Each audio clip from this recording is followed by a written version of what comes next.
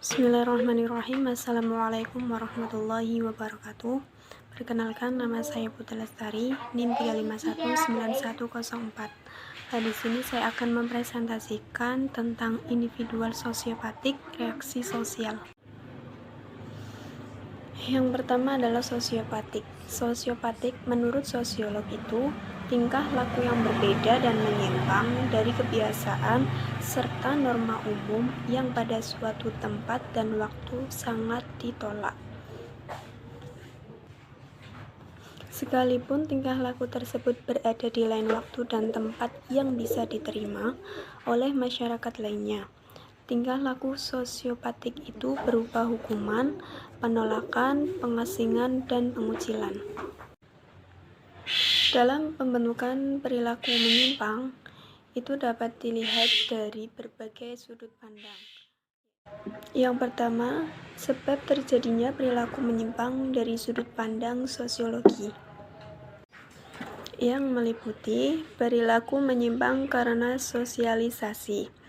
Pada teori ini, bahwa dalam kehidupan bermasyarakat itu terdapat norma inti dan nilai-nilai tertentu yang disepakati oleh seluruh anggotanya, yang pada umumnya seseorang hanya bisa menghayati dari berbagai nilai dan norma dari beberapa orang yang memiliki kesamaan dengan dirinya.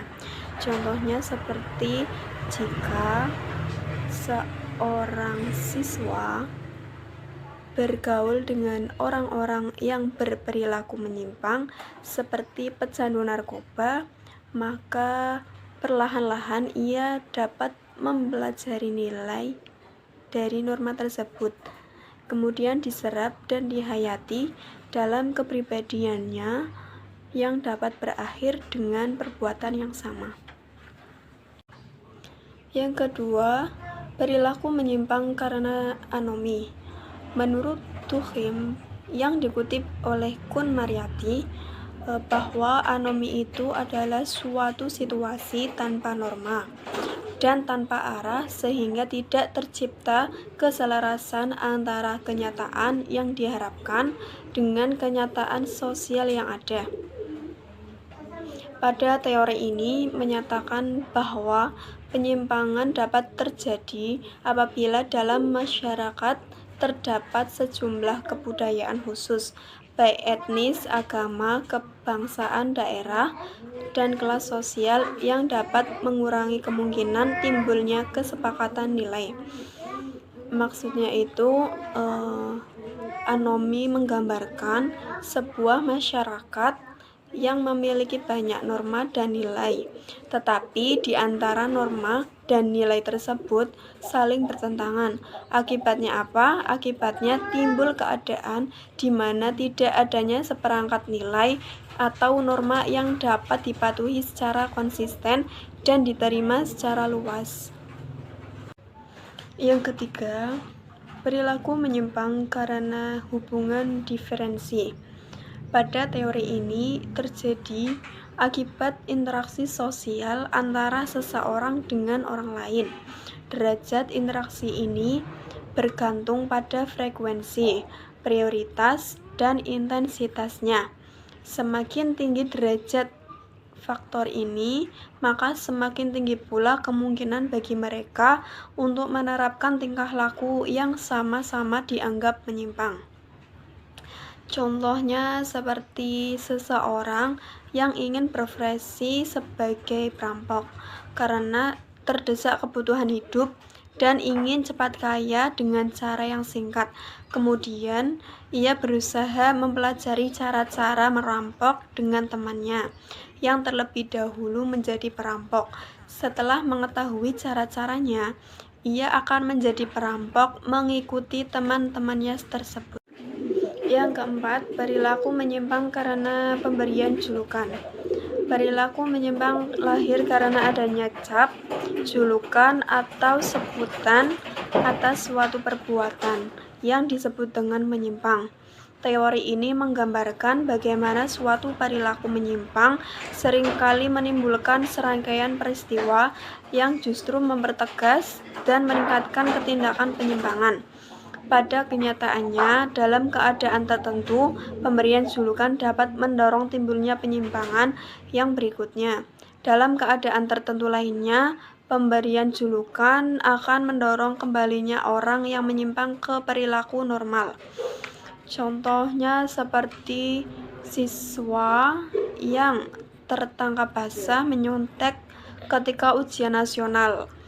Kemudian semua siswa di kelas itu memberikan julukan kepada dirinya si tukang nyontek, meskipun ia baru sekali melakukan perbuatan itu. Karena diberi julukan seperti itu, maka siswa tersebut dapat memiliki kecenderungan untuk melakukan perilaku tersebut terus-menerus karena sebagai yang kedua, sebab terjadinya perilaku menyimpang dari sudut pandang biologi.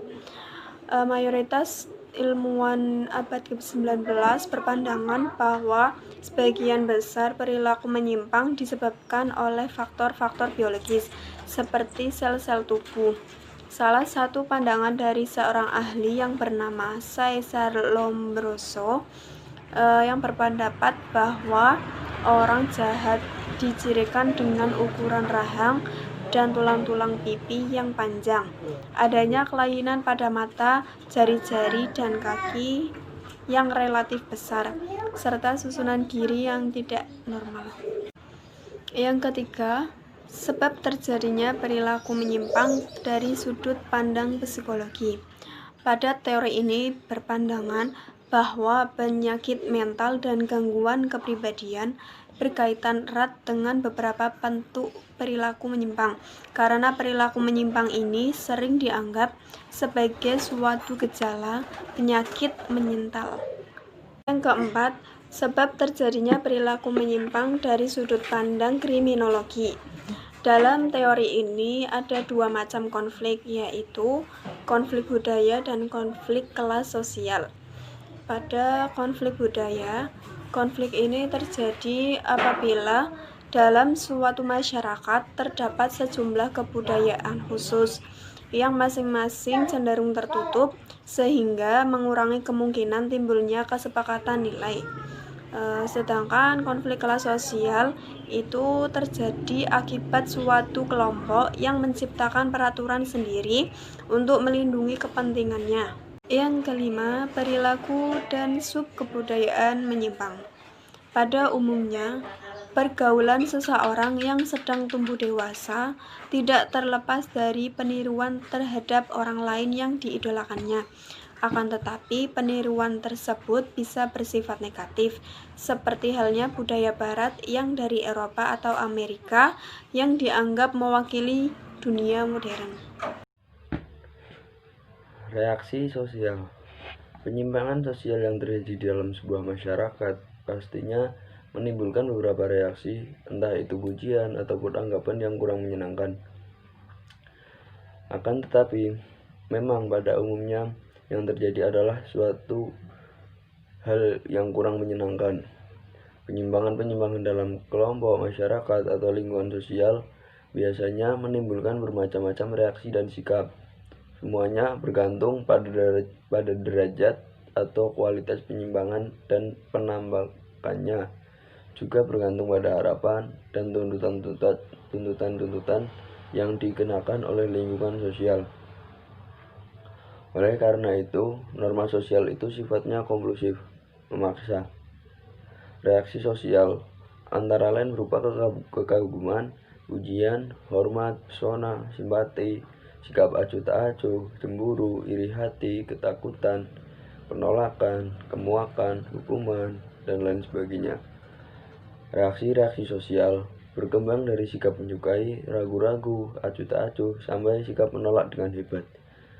Reaksi sosial dibagi dalam beberapa fase, yaitu yang pertama, fase mengetahui dan menyadari adanya penyimpangan. Yang kedua, fase menentukan sikap dan kebijaksanaan.